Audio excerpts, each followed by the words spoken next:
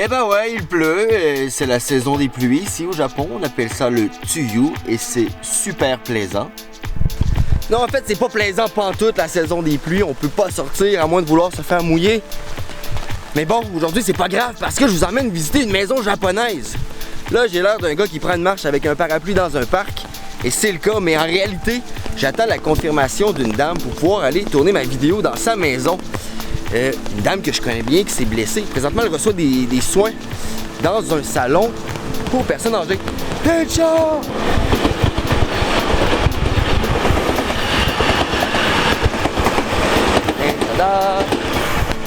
Donc, ce que je disais, c'est que j'attends la confirmation de cette dame-là pour pouvoir aller dans sa maison.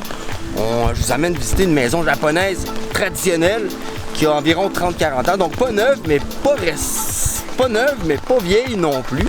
Et on va profiter de cette température de pour aller passer un petit peu de temps à l'intérieur. Je pense que ça va être une vidéo intéressante. Attachez votre tuque!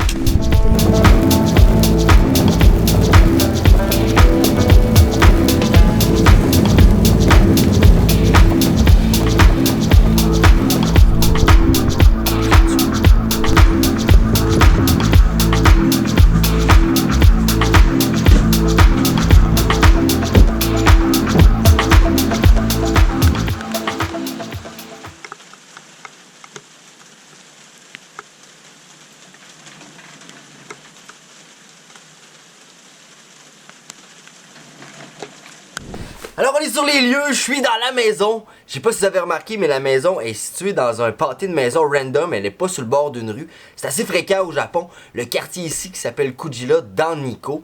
C'est un pur labyrinthe. Je sais pas c'est qui l'ingénieur qui a décidé de construire les rues de cette manière-là, mais ça n'a aucun sens. Mais bon, c'est un autre sujet. Là, il approche l'heure du dîner. J'ai faim. Contrairement à d'habitude, j'ai pas de sandwich, mais plutôt une petite boîte à lunch que j'ai acheté chez Hot Tomato. Une espèce de... C'est pas un restaurant, mais c'est une place où tu vas acheter des bento box pour 390 yens. C'est ridicule. J'ai des poissons frits, kalage, des petits légumes, du riz, nori, le gros kit. Donc, je me tape ça, puis après ça, on fait la visite.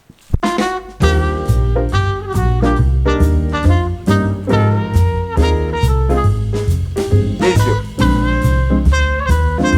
Délicieux.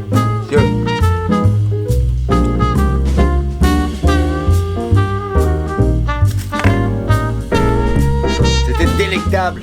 Maintenant, on passe aux choses sérieuses. Donc au Japon, pour décrire une maison individuelle, on dit ikodate ou ikenya. C'est des maisons qui sont construites avec une ossature en bois. Et pour commencer notre visite, je me retrouve présentement dans le Genkan, qui est l'entrée principale.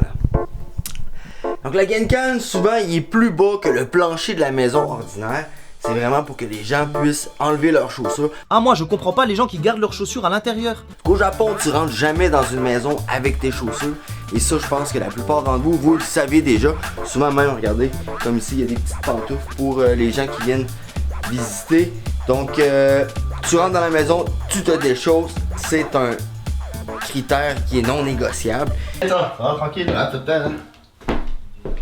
Donc, une fois rentré dans la maison, comme vous pouvez voir, c'est pas un espace ouvert. On n'est pas dans une maison 2019 au Québec, pas en tout. Et il y a une raison pour ça. Les maisons au Japon, ils sont pas bien isolés, voire pas isolés pas en tout, sauf peut-être dans la préfecture de Hokkaido. Donc en ayant les pièces qui sont fermées, c'est plus facile de chauffer parce qu'il n'y a pas de système de chauffage électrique. Ouais, ben ça c'est le bout. C'est des petites chaufferettes au gaz qui individuelles. Donc tu allumes une petite chaufferette dans ta chambre avant d'aller te coucher. Si t'es dans la pièce principale, tu allumes la petite chaufferette là, mais tu chauffes pas la maison au complet. Donc on passe à la cuisine. Cuisine japonaise, c'est pas des cuisines qui sont extraordinaires, on va se le dire. Là je parle comme généralement comme ça parce qu'on n'est pas dans une maison luxueuse du tout. Évidemment t'as des cuisines avec des îlots énormes, des comptoirs en granit et tout. Mais une maison standard, traditionnelle japonaise, c'est des petites cuisines un peu moches, on va se le dire. Gros évier en stainless, petit comptoir en stainless, rond au gaz ou souvent à induction. Mais c'est rien de vraiment très impressionnant, on va se le dire. Les frigidaires par contre sont super intéressants, mais ça on pourra en reparler une autre fois. La technologie est vraiment à la fine pointe. Donc cuisine, on peut dire aussi daidokoro en japonais, sont souvent très petites. Par contre, je me suis rendu compte en habitant ici que t'as pas besoin d'une grosse cuisine pour faire de la bonne bouffe.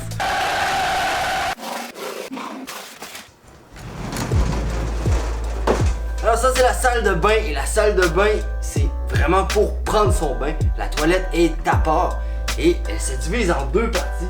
Donc ça c'est la section où tu te déshabilles. Et ici, on peut voir, hein, les gens peuvent facilement venir te sneaker ton petit pépi quand t'es tout nu. Mais bon, on va aller voir dedans.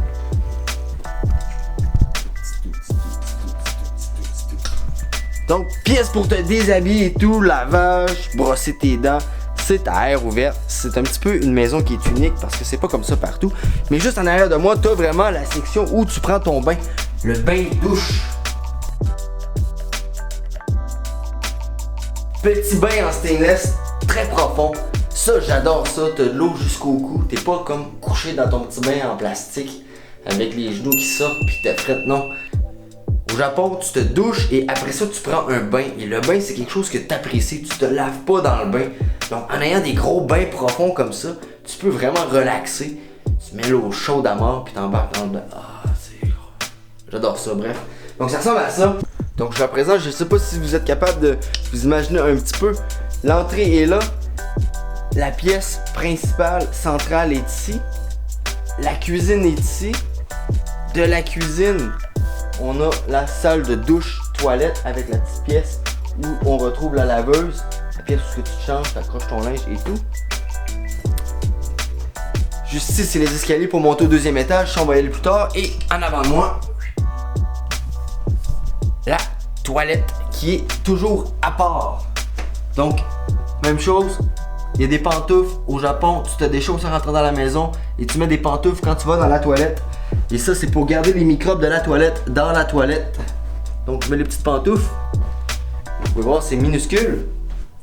Ici, c'est une toilette qui est un petit peu spéciale. C'est pas une toilette avec une flush à l'eau normale. Je vais l'ouvrir pour vous montrer. Là. Ça ressemble plus à une chiotte.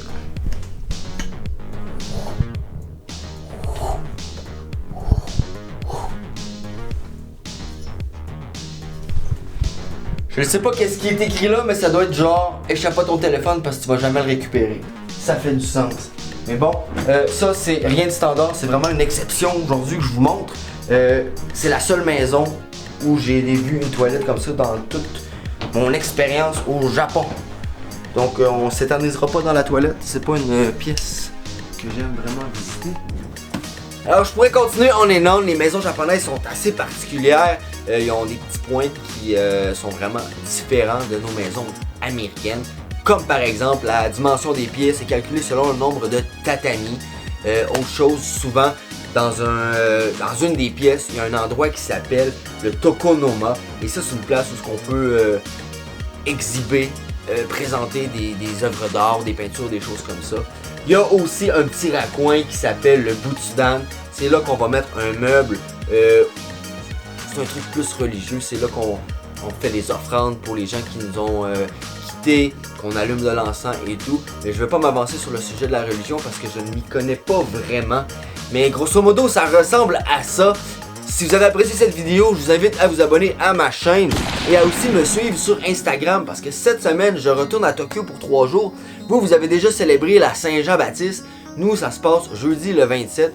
La délégation générale du Québec à Tokyo organise un petit party pour les Québécois. On devrait être moins qu'une centaine de personnes. Ça risque d'être une belle petite fête. Je vais pouvoir rencontrer d'autres Québécois qui habitent au Japon. Mais moi, comme je l'ai dit, je vais rester là 3 jours. Et ça va surtout être une visite pour faire de la photographie de rue. Et samedi, je rencontre 2 photographes à Tokyo. Un qui est moitié japonais, moitié américain, et un autre qui est comme moi, c'est un Italien qui est marié avec une japonaise. Donc on va se faire une petite session de photographie de rue ensemble. Ça devrait être intéressant. Donc gang, je vous remercie de m'avoir écouté. On se dit à la semaine prochaine. Domo!